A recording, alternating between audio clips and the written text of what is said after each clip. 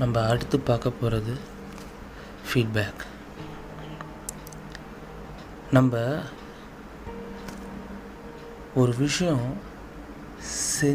செய்யும் போதோ இல்லை செஞ்சு முடித்த பிறகோ ஒருத்தங்கிட்ட போயிட்டு அதுக்கு ஒரு ஆலோசனையோ ஒரு ஃபீட்பேக்கோ கேட்குறது ரொம்ப ரொம்ப ரொம்ப நல்ல விஷயம். ஏன்னா நம்மளும் அந்த விஷயத்தில் கொஞ்சம் எக்ஸ்பீரியன்ஸ் ஆகிருப்போம். அவங்க என்ன சொல்கிறாங்கன்னு நம்மளுக்கும் புரிஞ்சிருக்கும். இது பண்ணாமல் நான் இந்த விஷயம் பண்ணலான்னு நினச்சிட்ருக்கிறேன், நீங்கள் என்ன ஃபீல் பண்ணுறீங்கன்னு சொல்லிட்டு ஒருத்தங்கிட்ட போய் ஃபீட்பேக் கேட்குறது ஒரு தப்பான விஷயம். இது ரெண்டுத்துக்குள்ளே டிஃப்ரென்ஸை நம்ம கிளியராக புரிஞ்சுக்கணும்.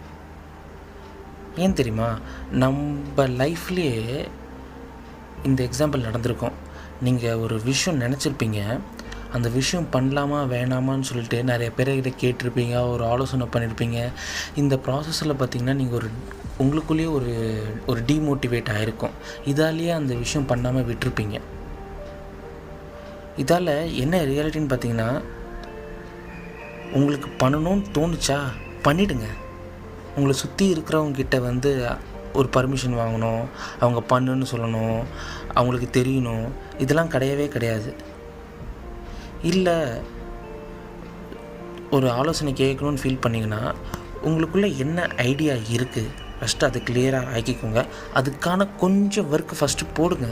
ஒரு சின்ன சாம்பிள் மாதிரியோ இல்லை ஒரு சின்ன ப்ரோட்டோடைப் மாதிரியோ அதை ஃபஸ்ட்டு க்ரியேட் பண்ணிவிட்டு அதை வச்சு நீங்கள் ஒரு ஃபீட்பேக் கேட்கலாம்.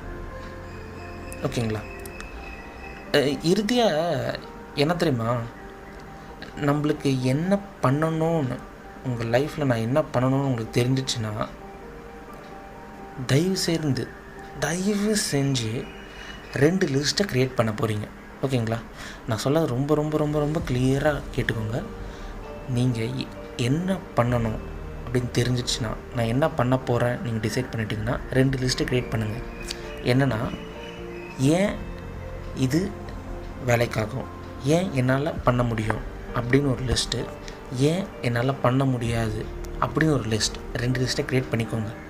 ஏன் தெரியுமா, நம்ம என்ன பண்ணணும்னு தெரியும், ஆனால் நம்ம பண்ண மாட்டேங்கிறோம்ல. ஏன் தெரியுமா பண்ண மாட்டேங்கிறோம்? நம்ம லைஃப்பில் முக்கால்வாசி நேரம் நம்ம தப்பான லிஸ்ட்டை நம்மக்கிட்ட வச்சு சுற்றிட்டுருக்குறோம். அதாவது ஏன் இது வேலைக்கு ஆகாது அந்த லிஸ்ட்டை வச்சு நம்ம சுற்றிகிட்டே இருக்கிறதால தான் நம்ம என்ன பண்ணணும்னு தெரிஞ்சால் கூட நம்ம பண்ண மாட்டேங்கிறோம். ஏன்னா டைம் போக போக பார்த்திங்கன்னா நீங்களே என்ன நினச்சிப்பீங்கன்னா, அது உங்களை நீங்களே கரெக்ட் பண்ணிப்பீங்க. எந்த இதில்னா, இந்த விஷயம் எனக்கு வேலைக்கு ஆகாதுன்னு சொல்லி அந்த லிஸ்ட் வச்சுக்கிறீங்களே, அதில் இருக்கிற எல்லாமே ஆமாப்பா என்னால் பண்ண முடியல பார்த்தியா அப்படின்னு உங்களுக்குள்ளேயே அந்த மைண்ட் வந்துடும். தயவுசெய்து அந்த 2வது லிஸ்ட் இருக்குல்ல, ஏன் இது வேலைக்கு ஆகாது, என்னால் ஏன் இது பண்ண முடியாது, அதை தயவுசெய்து அது குப்பையில் கசக்கி தூக்கி போட்டு வச்சுருங்க. கரெக்டான லிஸ்ட் இருக்குல்ல, இந்த விஷயம் ஏன் வேலைக்கு ஆகும்னு சொல்லிட்டு அதை எப்போவுமே உங்கள் கூட வச்சுக்கிட்டு உங்கள் மனசுலேயே வச்சுக்கிட்டு சுற்றிக்கிட்டுருங்க. ஆமாம், இது கஷ்டம்தான், இது கொஞ்சம் இல்லை நிறைய ஹார்ட் ஒர்க் தேவைப்படும், பட் இதுதான் பண்ணணும். உலகத்திலேயே சிறந்த சொல் என்னன்னா அது செயல். ஏன்னா நீங்கள் என்ன பண்ணணும்னு நினைக்கிறீங்களோ அது கரெக்டாக பண்ணிவிடுங்க. ஏன்னா உங்களை தவிர நீங்கள் என்ன பண்ணணும்னு சொல்லிட்டு இந்த உலகத்தில் யாருக்குமே தெரியாது.